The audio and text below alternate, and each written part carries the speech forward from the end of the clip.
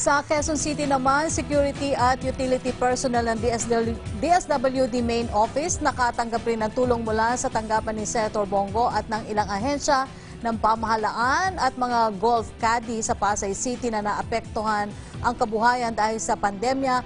Personal din binisita at inabutan ng tulong ng senador sa hiwalay na aid distribution. Narito po.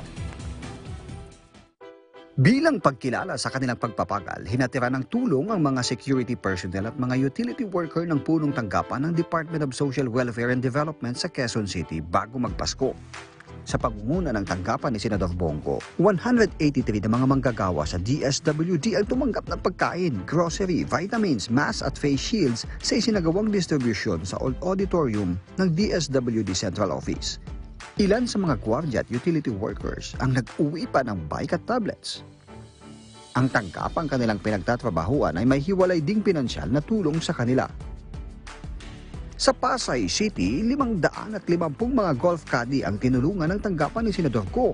Kabilang sila sa mga manggagawang nawalan ng kita noong kasagsagan ng lockdown dahil sa COVID-19. Kumikita lang kasi sila sa pamamagitan ng pag-asiste sa mga naglalaro ng golf.